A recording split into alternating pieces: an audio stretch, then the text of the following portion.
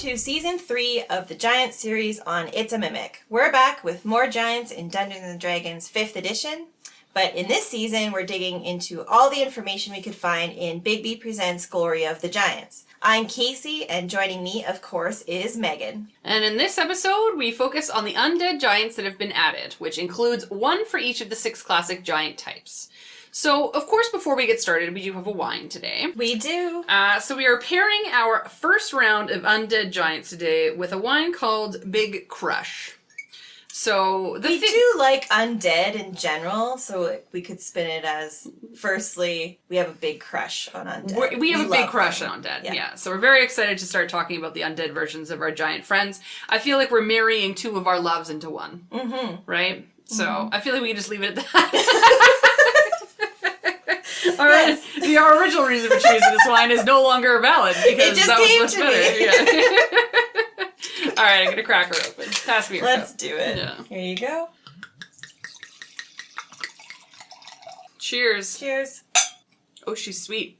So I should mention that this is a cab sav, so it's a red wine. Once again, probably better once you let it breathe, but it's definitely much more sweeter than most other ones here. Where's it from? This one's Australia. Nice. Yeah. I don't mind it. It's all right. I would buy it again for $10. Yeah. By the way, this was a $10 bottle of wine. Yeah, Canadian. Yeah, exactly. So like $2 American. I was like, 4? 18 cents in a raspberry. It's basically what that's got. Oh my goodness. Oh man. Alright, well I think I'm kicking us off today. You are kicking us off. So I'm going to start off talking about the Barrowghast. So the Barrowghast is a hill giant who dies hungry and starving and feeling very sad and angry about all the meals that it missed out on. Fucking hill giants. That's not how it's worded in the book, that's how I've chosen to word it. It's accurate. I know it. So clearly they are infused with the energy from the negative plane. That's kind of what makes them an undead species.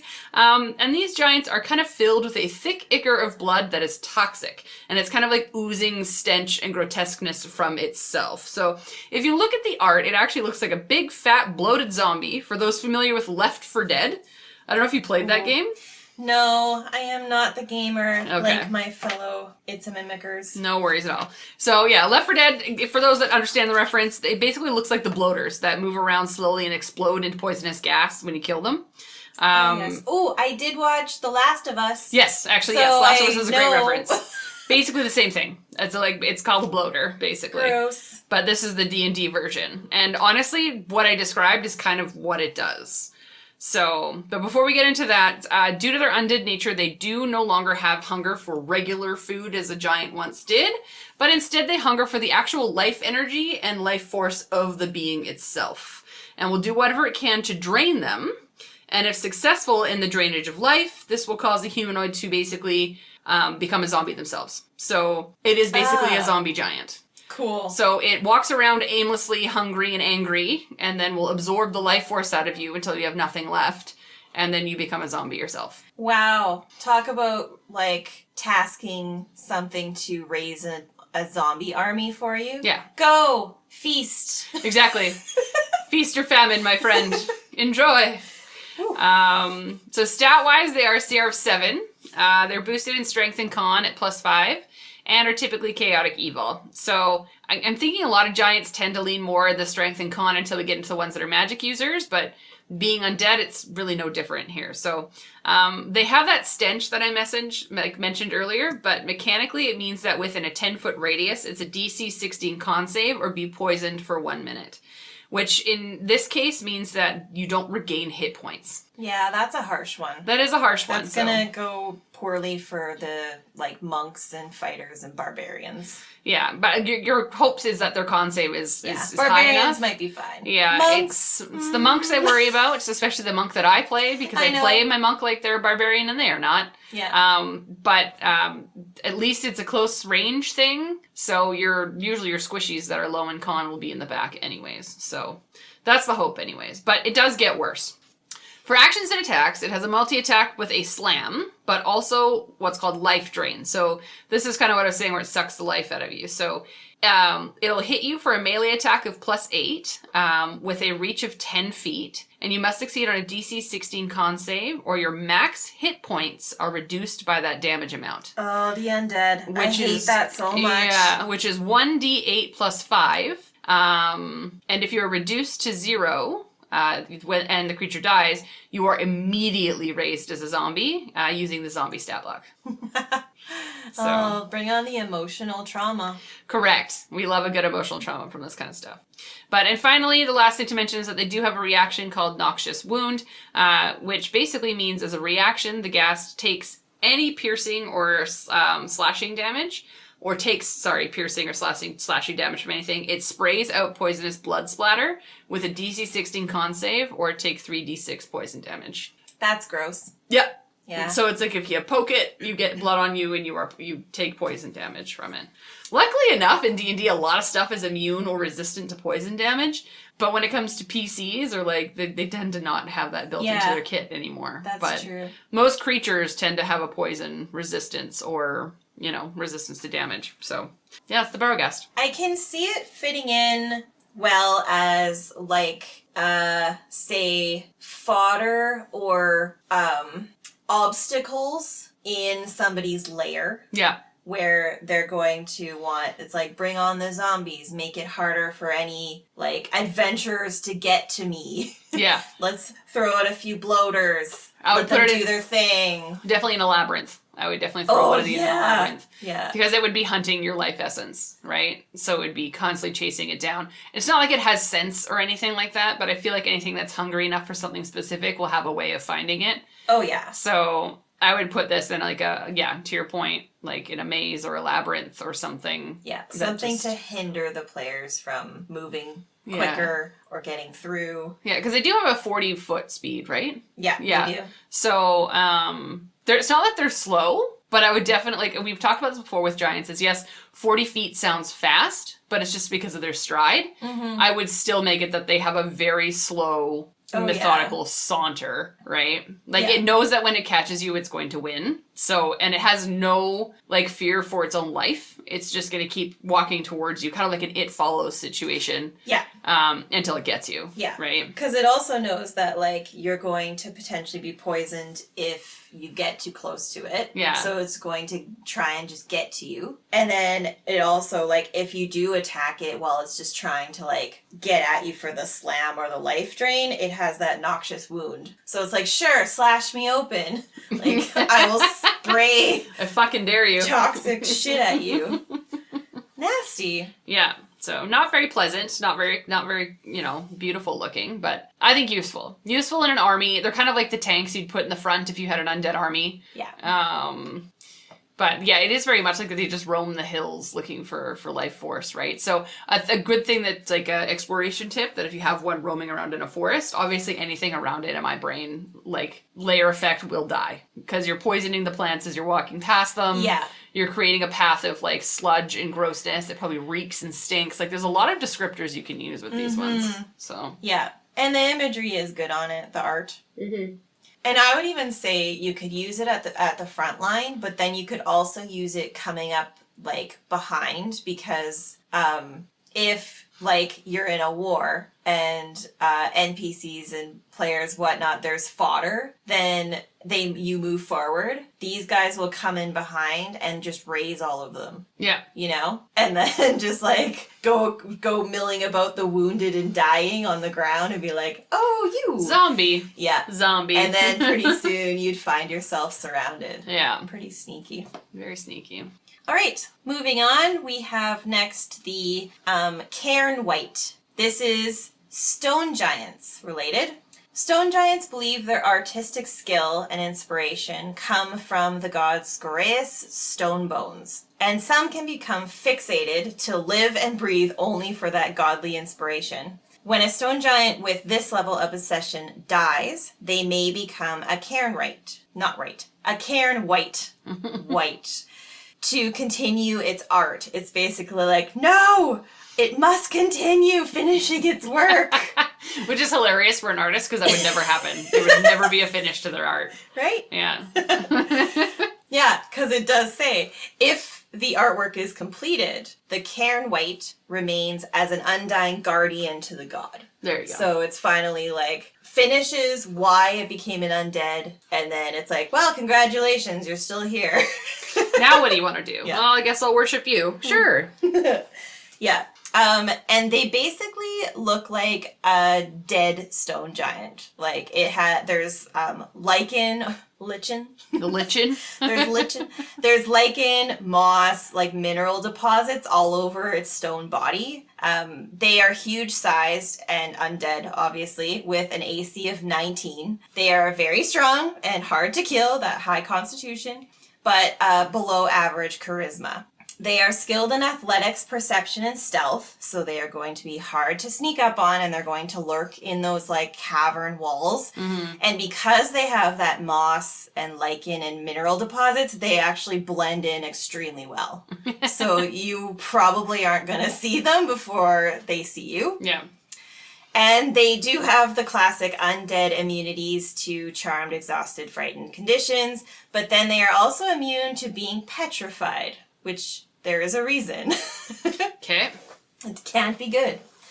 They are a CR of 9. So if you try to interfere with the Cairnwright's progress on its art, damage its art, or try to steal its art, it will retaliate. Great. Yeah. It will start off with 2 slam attacks or 2 ranged rock attacks that can deal an average of about 20 hit points of bludgeoning damage each. And if you get hit with the rock, you need to make a DC 17 strength save, because we know it will be knocking you prone. So funny. The imagery to me is just every time. Yeah. Makes me laugh inside. Yeah, makes sense. But this is the thing to be scared about for these ones. After those multi-attacks, it can then use Petrifying Touch. So if you're knocked prone and you're not that far away, like within 40 feet, Here we go. It may run up to you and use this. So it does have a recharge of 5 to 6, but when the Cairnwright touches one creature it can see within 10 feet of itself, because it's got that reach, the creature makes a DC 17 con save, or takes 4d12 force damage, and have the strain condition, and begin to turn to stone. Okay, there it is, yeah. Yeah. On a successful save, the effect ends, but on a failed save, the target is petrified instead of restrained. Great. So it goes really, really wrong really fast. Yeah. Yeah, we've seen this with the stone giants before, in terms of, like, having that petrification ability. Yeah. Where it's, like, starts off, and then you have a chance to save in the next round, but if you don't... Yeah, you're done. Yeah, so... Yeah, so this one, yeah, it's even a shorter duration, which I think makes sense because they're an undead, like, everything is, like, rapid. Yeah. So, I like it. They're pretty straightforward, got that cool recharge ability, yeah.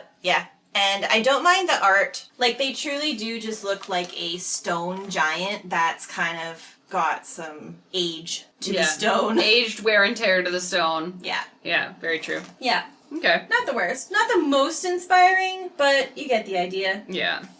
Here's my idea for, like, a little scenario, or like, start off point for a one-shot or something like that with these.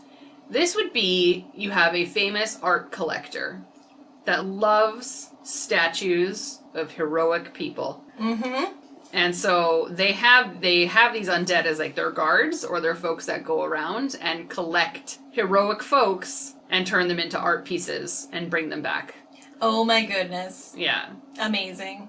And there's a part of me that thinks that it could be another stone giant that this happens to, and then they just realize that, like, they need to finish all of the art projects and art wishes they ever wanted in life, so they create more undead of these, and then send them out to bring back, and then, so, like, their lair would have hundreds of heroic statues created by these things that rows and rows and rows upon them, right? Cool. Yeah. Yeah. And, like, depending on your wisdom intelligence, if you walk through this, you might even recognize, like, some famous people or creatures. Yeah, especially if you have legacy characters in your game, use those. Yeah. If you don't, you can if you're playing with a table that knows famous D&D like NPCs, use any of those. Yeah. Right? This could be someone who is powerful enough to like collect Strahd or somebody. Yeah. Absolutely. Yes, because maybe like it's that undead aspect that, you know, allows them to kind of get further in and take over some the probability of one of these winning against Strahd is very small. However, I have seen weirder shit happen in D&D. Yeah. So. Yeah, and that tracks in the sense because it says that like they are likely to collect those statues and place them outside. Like they put them on display. So that is exactly that. It's like, you know, fuck around and find out. Well, they're artistes, you know? Yeah, so. They want to display it. Yeah, an interesting twist. Yeah. Maybe not, like, incredibly original. No. Like, they're literally at exactly what you expect for an undead stone giant. Yeah. And it's an undead version of a stone giant. Yeah. So it's fair. Right. Yeah. All right, what's next? All right, so my next one is the Frostmourn. And so this is, of course, an undead frost giant. But this one has a little bit of explaining to do. So let's remember that frost giants as a whole, and as scary as they are, have a bit of an honor system where they honor and respect strength and sanctity of battle. So, you know, they're the warriors, the fighters, they're the hunters, and they take strength above all else as a thing of honor. And if you want to beat somebody, it's in a head-to-head respectable fight, right? So if a frost giant is killed in an unhonorable way, such as like being poisoned or stabbed in the back or something that just isn't honorable in their mind, they will come back as a Frostmourn and basically have revenge on their attacker. But in general, even if they do kill their murderer, similar to yours, they have enough spite and rage to keep wandering forever. It follows. Yes. So it's kind of like it has revenge on its very particular thing. And then once it gets its revenge, it's just like, all right, well, let's just go wreak more havoc on freezing folks and pushing things off cliffs with my wind powers. You know what I'm saying? So wild. And visually, these ones tend to actually maintain their look and their aesthetic. So if you look at the art, they pretty much do look like a frost giant, but their body is kind of mummified by the fact that it's like been exposed to the extra cold weather. So they're basically just a frozen undead version of a frost giant. Yeah.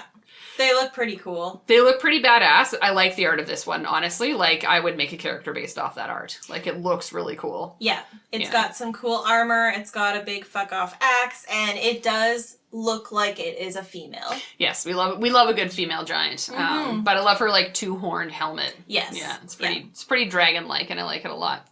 The one thing that it does mention, and this is going to be like a callback to kind of how we play our D&D games, where when you die by like a very specific reason and are brought back to life, you carry the scar or the wound. These do that. Oh. So if it was stabbed in the back, the wound is there. Like, it doesn't go away. And like it can probably scar up, but I'm imagining that because their body is mummified by the cold, that wound just exists. Yeah. So, that's something I feel like is a really good role-playing tip, that if you have one of these that has revenge maybe on one of your PCs, it will show the reflection of what you did to kill it. Definitely. And it would be a good, like, source image, right? Yeah. That would be a missed opportunity if you left that out. Little detail out. Yeah. Yeah. Exactly. It's a big reveal. Yeah. Because maybe your player character didn't want to admit how they killed them because they were like, well, let's say it's like a bard or something that's like, oh, it was this epic battle, head-on-head fight, and yes, showed great strength and bravery, and like when really it just like you hit it over the head with a frying pan or something, right? And it was just like epically disappointing. Yeah, and then this thing reveals that you've been lying this whole time. Oh, that'd be. And you're actually kind of a weakling. Too bad. All right, so stat-wise, they're a CR of 10, with a boosted strength and con at +6 and +5, making them skilled in athletics and perception. They have a lot of immunities, such as charmed, exhausted, frightened, grappled, paralyzed, petrified, poisoned, prone, and restrained. It's weird that some of them have all of the undead ones, and some of them don't. Yeah. Yeah. Yeah, like there is the classic undeads that show up, but then they're a smidge different. I don't really. Well, I guess it depends on the giant. I think it's based on the giant itself. Yeah. So the higher we get, the more of those immunities and stuff like that it keeps. Mm-hmm. They have a multi-attack with a freezing ray, and so once with a freezing ray and once with the axe, for a combo that's kind of easy to predict. So the freeze ray is a melee plus 10 hit attack that deals 4d8 cold damage and 4d8 necrotic damage. And if you're reduced to 0 hit points, instead you drop to 1 hit point and instead are frozen in place like a statue. If the statue is then hit by any kind of bludgeoning damage, it will shatter and they will die. Oh, shit. And the only way to save them is to dethaw them with fire. Ooh, okay. Yeah. Okay. So it does say that if someone throws fire damage at it, the creature doesn't take fire damage, but then they're dethawed. And so you actually have a chance at saving them. However, for the second attack, the Frostmourn can swing its axe at you for plus 10 plus damage, XYZ. So it's going to kill you itself. It can be freeze, smash. Yes, 100%. And you sit and watch. Well, not sit, but you stand prepared for your turn. Yeah.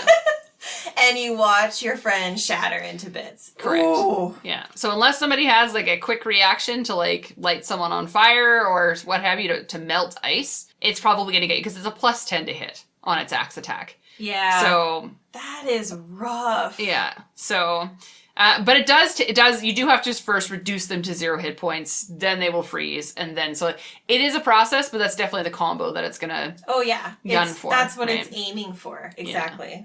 So it also has something called Polar Ray. So this is a reaction, which is a plus 8 to hit range spell attack. It is 5d10 plus 4 cold damage, and the target speed is reduced by 10. Okay. So you can't run away. Yeah.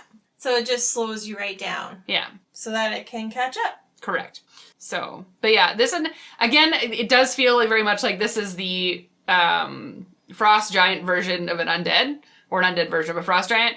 But I like the combo attack that it has. Yeah. It does have a bit more there. And we are going up in the ordning. Yeah. And the fact that, like, I like how the Stone Giant one played on their artistic style. I like that the Frost Giants one is playing on the fact that they are inherently, honorable. So the dishonor is what causes them to shift and turn. Like, yeah. I like that we're tapping into what each giant type actually represents. Yeah. And I think in the last two we've talked about it shows it pretty well. Yeah. So. Yeah, and like with the first one, Hill Giants, like they're just disgusting and want to eat everything, so that also tracks. They are just simple. Yeah. And like, so for Frost Giants, we always note that they usually require a very specific setting, right? Like they usually have to be where it is super cold and the whole 9 yards. I think that this would stand true for this one more than it would a regular Frost Giant, because it describes the fact that their body is mummified by the cold that it exists in. Yeah, I agree. So I would almost play it up that if you light this thing on fire and start defrosting it, it would kill it faster. Yeah. Yeah. That could be, like, because it's damage vulnerability to fire. Yeah. So I would play into that, and that's kind of how you would want to, like, and most players would make it pretty obvious that if you hit an ice creature with fire, that it would probably damage it more, but it would have to, in my brain, you would want to describe that pretty harshly in terms of the fact that not only is it damaged more, but you're seeing it dethaw and its skin is starting to fall off. Yeah. In terms of, like, you're seeing the undead bones come to life, right? Right, yeah, because that's what's, like, basically holding its shape. Yep. Is that it's frozen. So as you dethaw it, it's not so much burning away that it is melting away. Gross. Right? So that's what I would lean into with these ones, with the gross factor. When we talked about Undead in our Undead series, we always talked about, like, how gross things can be described.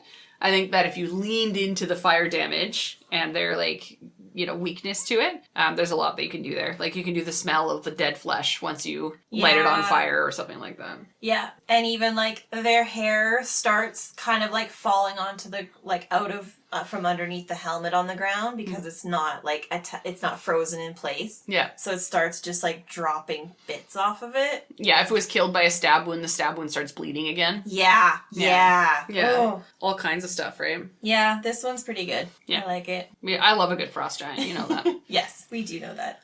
I think it's almost strategic how these were divided up. Yeah. How strange that it would do that way. Mm-hmm. Yeah. All right, do we need a wine top-up? Mid-episode wine top-up? Mm-hmm. Thank you. Yes, because next we are on to the Firegaunt. Yay! So, when a fire giant has such burning hatred in general, it's not even specific. I get it, burning hatred. I think we've all been there. Yeah. It can rise as a Firegaunt instead of dying. And in undeath, it simply seeks out living creatures to destroy, hoping to cause the most destruction it can before meeting its final end. Like... It's literally going out in a blaze of glory. Yes. Yeah.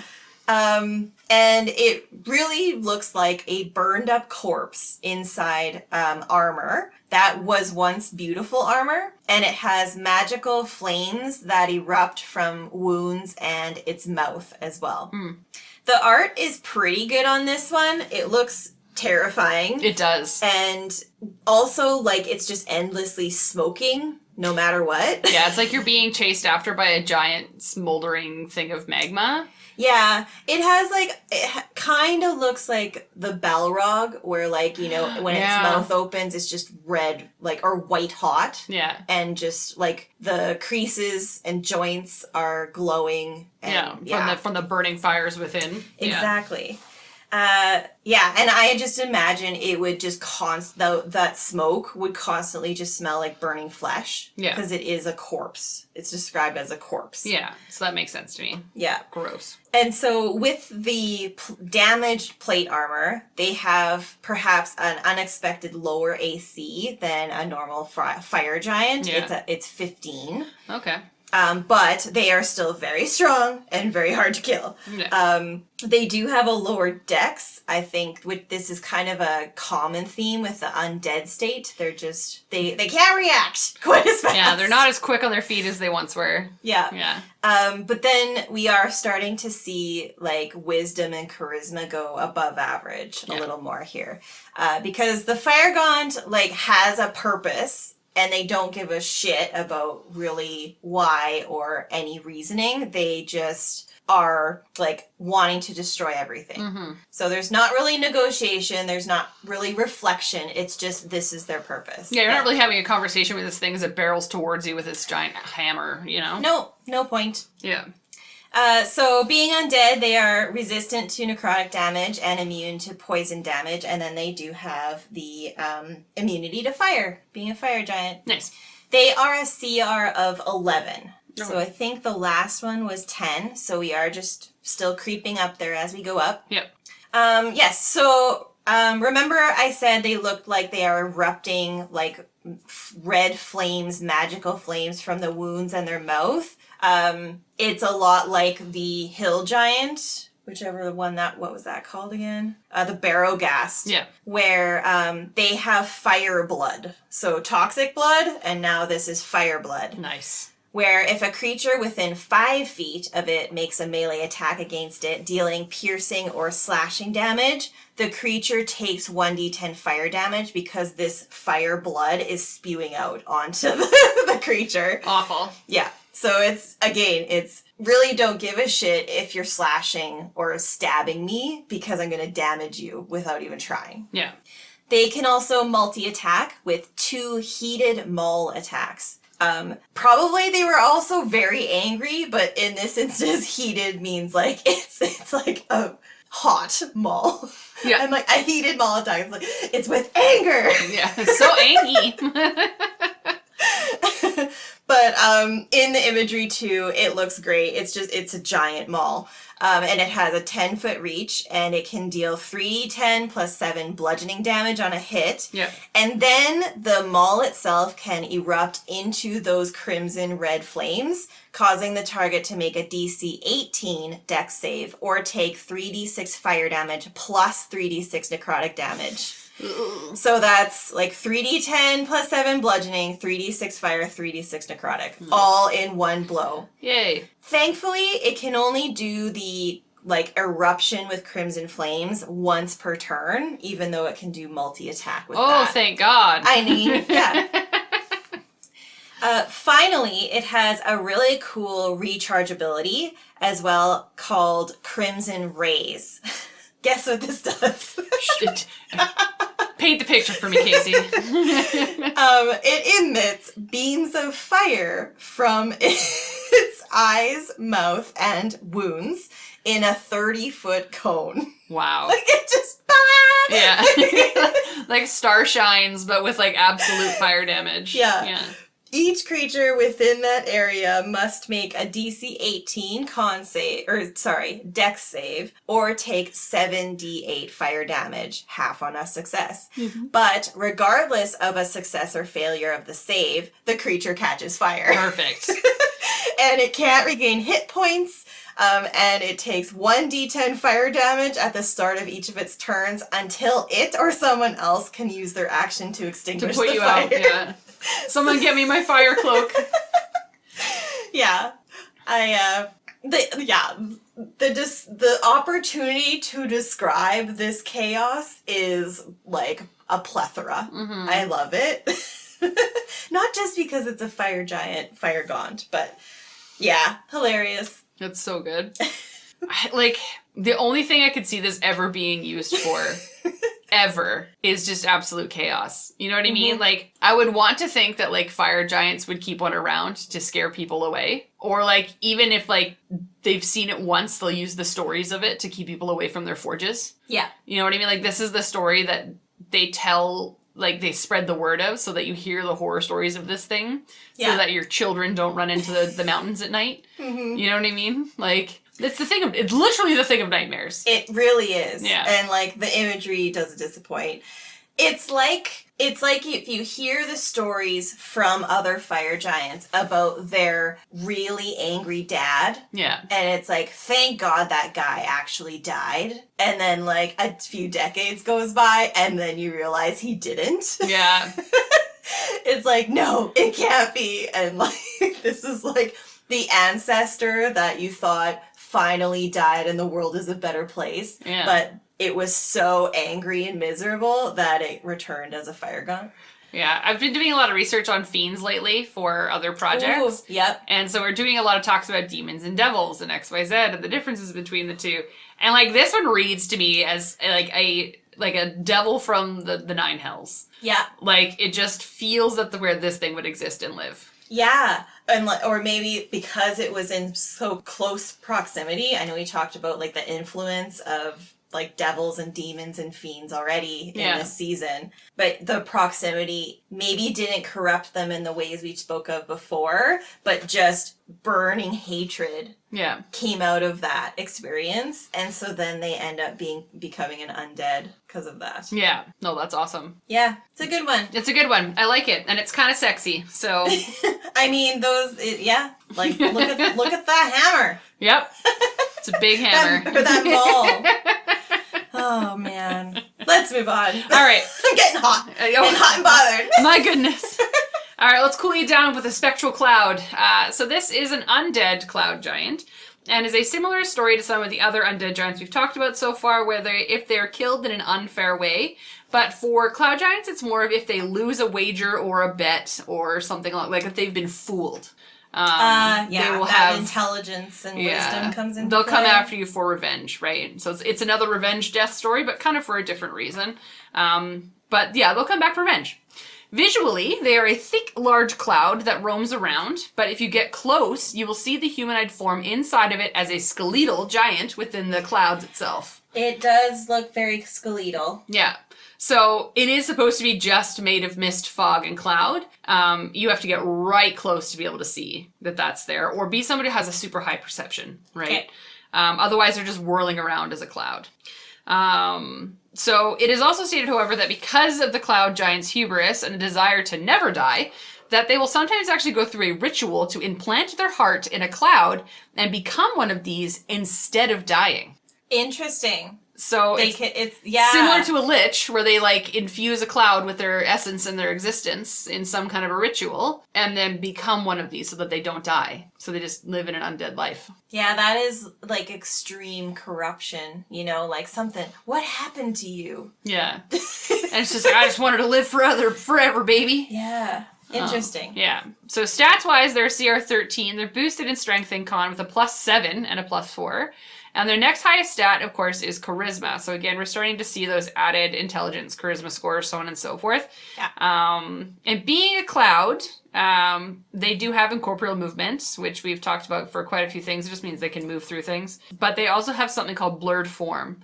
So blurred form means that attack rolls are at a disadvantage against the cloud unless you are within 15 feet of it, or ranged, so basically ranged attackers beware. Because you're basically just firing arrows at a cloud. Yeah, it makes sense. Yeah, so you have to be within that 15 feet probably to see its skeletal form. Yeah.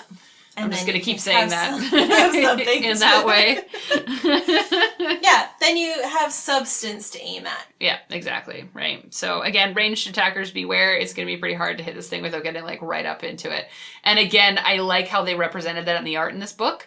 Yeah. Because it does show the skeleton form within the cloud, but the PC character that's going after her to fight it is right up at its feet. Yeah, and it's like the tendrils of cloud are even wrapping around it. Exactly. And like the PC looks tiny. Yeah, exactly. So. Yeah, we are at a huge level. Yes. So, for attacks, it can multi-attack with its Spectral Touch, which is basically a +2 to hit melee attack with a 10-foot reach, and is a 3d8 +7 for damage, and 3d6 necrotic damage. In this case, it's a DC fucking 20 con save, or have your max hit points reduced by the necrotic damage taken. And of course, instant death if you reduce to 0 in this way. On top of that, if you are killed in this way, you will rise as a mini spectral cloud using the Spectre stat block. Oh, cute! See it? It just gathers little angry clouds. That's how I picture it. Yeah. Yeah, it's just using the Spectre stat block, but it is basically raising tiny angry skeleton clouds. Yeah. Yeah. That is awesome. Yeah, I really enjoy it. And then, like, you can have, it can just hang over a valley and send its little clouds out. It's like, go rain on this one. Yeah. The imagery of, like, one giant cloud sending out a bunch of tiny clouds is probably the funniest thing I will ever describe today.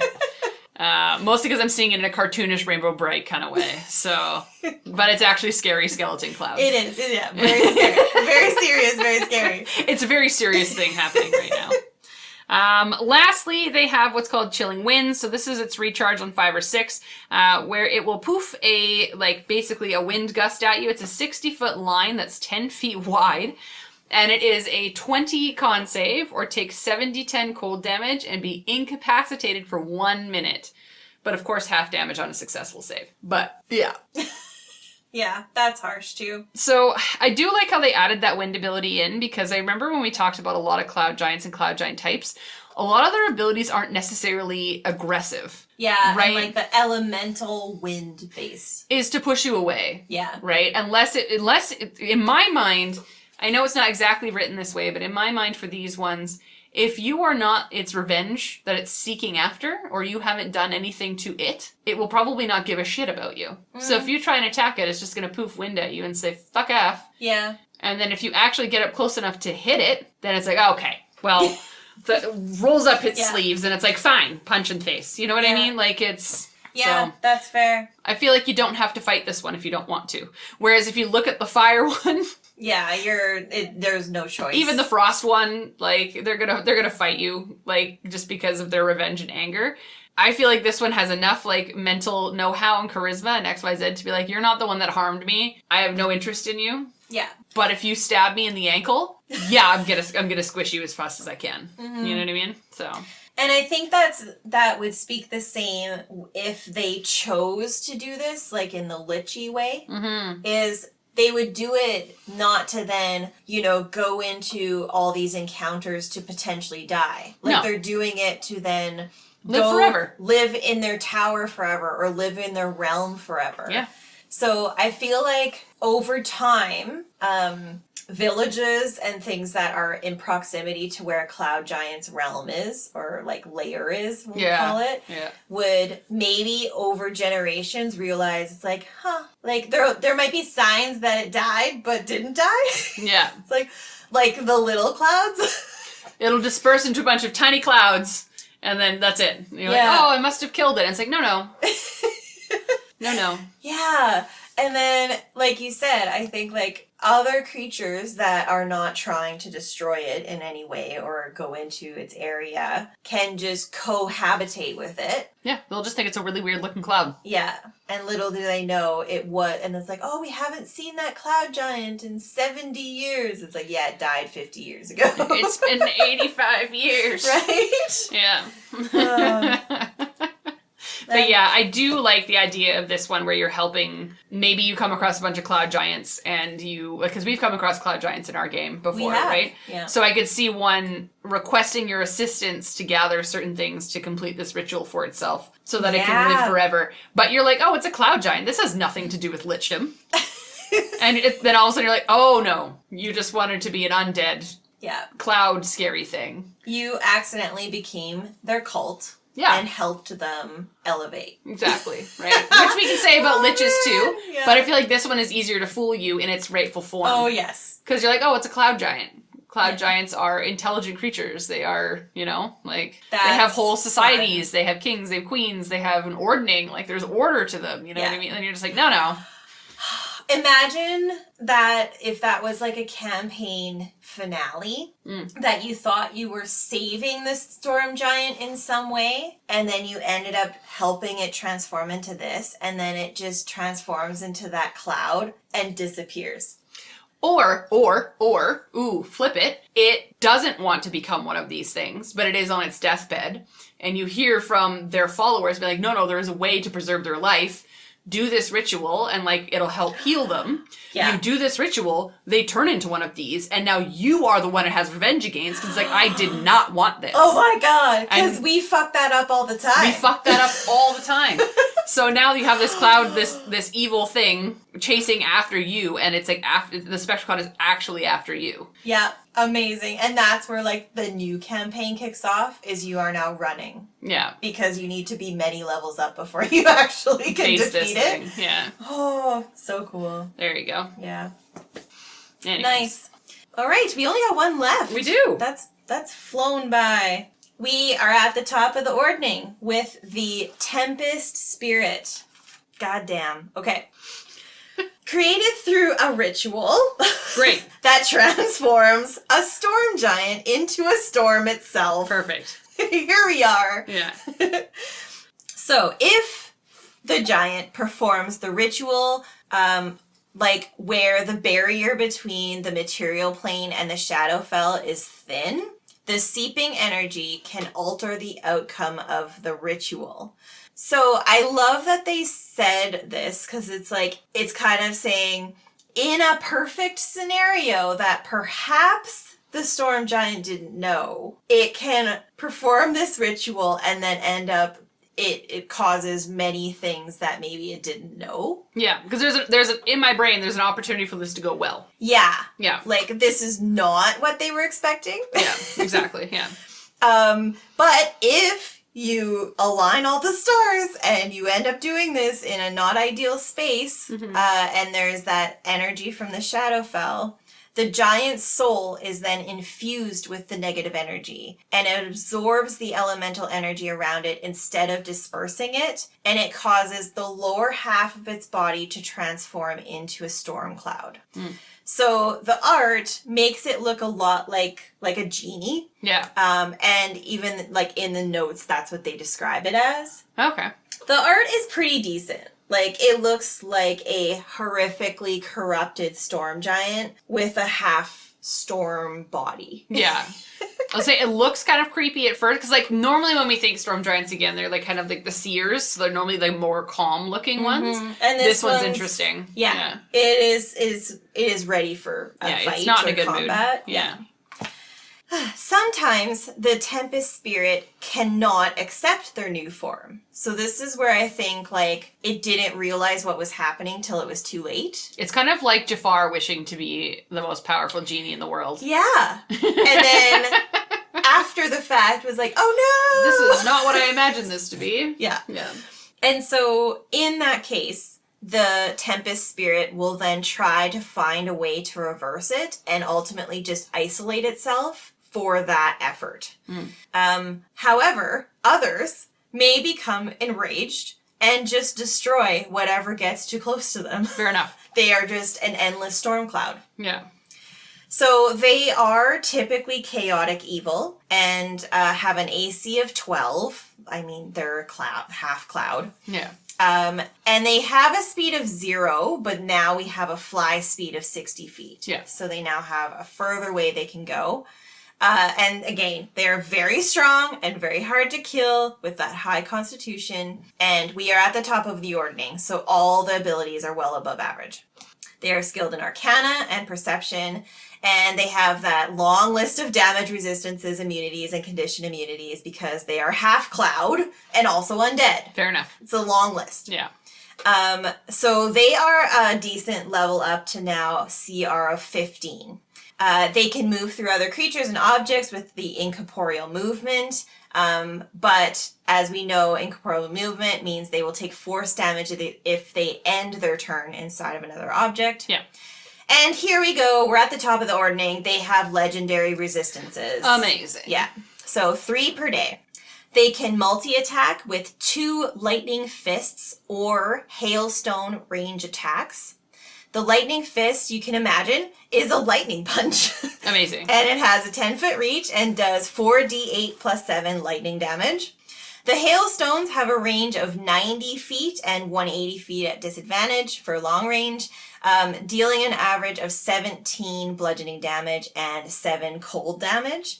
And it's not a rock. They're not hurling rocks. They are literally hailstones. That's why there's the cold damage there. Amazing. They also have a recharge ability called Death Bolt. Okay. Where it hurls a magical lightning bolt in a 120-foot line that is 10 feet wide. Each creature in that area must make a DC 19 dex save or take 6d8 lightning damage plus 3d10 necrotic damage. Mm-hmm. Half on a success.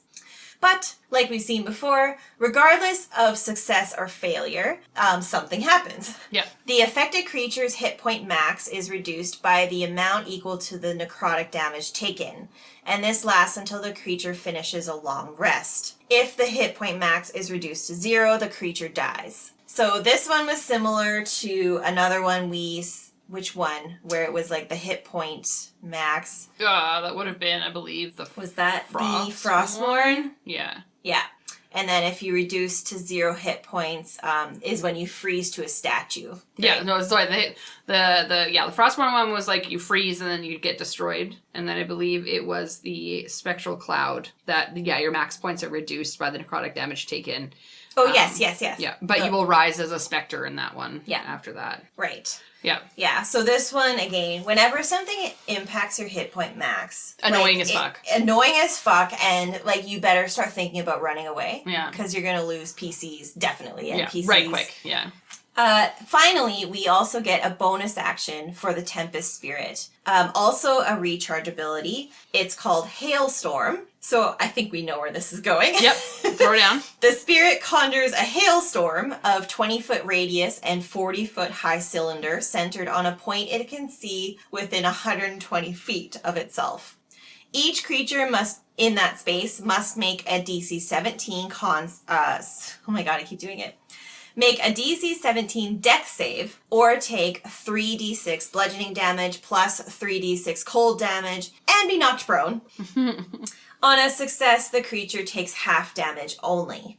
So we have a plethora of cold damage and, lightning. Yeah. You're fighting a storm. I don't know what else to say. It's, it's interesting. Yeah, I like the storyline for this one that, the followers of a storm giant, because again, storm giants are well renowned in terms of they tend to be the seers for colonies and cults. So if you have a colony or cult that wants you to live forever, they would do the ritual without your knowledge. 100% they would. Yeah. And because you were not willing or knowing, that was the ticket that caused it to go awry. And then you become this thing and then take revenge on the colony or the cult that's there. Yeah. And then your group can probably learn about this later down the line. This may have happened 20 or 30 years previous. And you just know about this cave somewhere close to the coast that a whole colony and a cult was wiped out by a giant storm that no one saw coming, and it was on a clear summer's day. And there's like a weird folks tale about it. So your group goes to, investigate it and so on and so forth, thinking you'll just find treasure or like a town or learn some history. And there's just a weird roaring storm in the distance. Yeah. And like, as soon as you step foot in it, its goal is to clear you out, because it's like, this is like my grounds, right? Yeah. And then you could potentially strike up a deal with it in terms of, we can try and find a way to reverse the effects of what happened to you, or help you in a way to help kill you so that you can move on with your life, right? Kind of like the calm the storm. I keep remembering, every time we talk about storm giants or things that are related to actual clouds and storms, I always think of Moana. I don't know if you've seen the second one. I haven't seen the second one But yet. it is all about a tempest storm, basically, that they have to quell and calm. So it just reminds me of that, right? Yeah. So find a way to save the storm from itself. Yeah. Is kind of where I would lean. But yeah, I like that a lot. And like, we're at a CR of 15, and I know we go pretty high when we start having true layer effects. And legendary actions and stuff like that. Yeah, we're on the cusp of that, because it does have the legendary resistances, but not legendary actions. Yeah. But it would, again, be a missed opportunity not to have some sort of effect happening as you get closer and closer to where it actually is. Yeah. Like, it starts raining incessantly and like slows your pace, because especially if you have horses or a carriage or something, the visibility is low. Then when you get closer and closer, it turns into like high winds, and then it starts being sleet. Yeah. And then it starts being hail. It's like getting closer and closer to a tornado, basically. Yeah. It's like you're asking for it because you're willingly moving closer, and that's its way of deterring. Yeah. But then it's like, oh shit, okay, well, let's like level that up a little bit. Sleet. Yeah. And then it's like, all right, fine. And then it drops a hailstorm in front of you. Yeah. And it's like, okay, they're still here, so I guess we're doing this. But it does speak common. Yeah. So it'll have a conversation with you. I like the imagery of that too. You know how we have like summertime showers where like a cloud will go over across you so fast that it rains, but all of a sudden it's clear skies, but it's still raining. Almost like a tropical shower. Yeah. That's kind of how I picture like that first edge, where it's just like, oh, it's still sunny out, but for some reason you feel like it's misty and it's kind of raining. Yeah. Right? Yeah. And you're like, oh, I kind of see a storm off in the distance, but it's strange that it's raining here. Yeah. And it will be probably by like a hill or an elevation that it looks worse. Oh, yeah. So it's like, oh, like, yeah, I can see the storm way over there. You just don't know that the storm is this. Exactly. Right? So. Yeah, lots of pretty decent inspiration on this one. And generally, overall, with all of these, the art was pretty good. Yeah. Yeah. 10 out of 10 on the art. I did enjoy them. Yep. Again, these do just feel like the undead boosted versions of the... I like that they tied into each one where their roots lie. Right? They did, yeah. So... And then just basically mashed, well, what would happen if we made this undead? Yeah, exactly, right? Make it undead and piss it off, mm-hmm. right? And then what do you get? And that's what you get from these, so... Yeah. Glad they added them. Me too. I'm happy with them. So that's all for this episode of Season 3 of our Giant series. We'll be back in a couple weeks with more updates from Baby Presents Glory of the Giants. Thanks for listening to this episode of the It's a Mimic podcast. If you'd like to support us, we have a donate button on our website, itsamimic.com, and a Patreon. If you'd like to discuss what you've heard here today, you can find us on Facebook, Instagram, and r/itsamimic, and patrons, you can chat us up on our patron-only Discord channel. For other episodes on other kinds of monsters, you can find us on Apple Podcasts, Spotify, and YouTube, or wherever you listen to your podcasts. Thanks again for listening to It's a Mimic, where you never know what you're gonna get.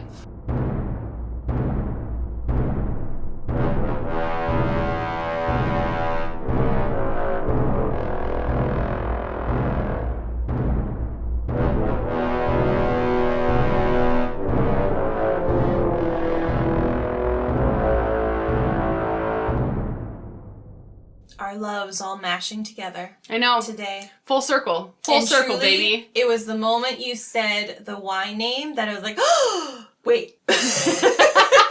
Wait, what's happened? We're talking about both of our loves today. All in one episode. What's happened? We're talking about undead. We're talking about giants. Undead giants. How did we get here? My goodness. It's been a fucking 3-year painting picture in the making. I know. Yeah. Oh. Oh, my Lanta.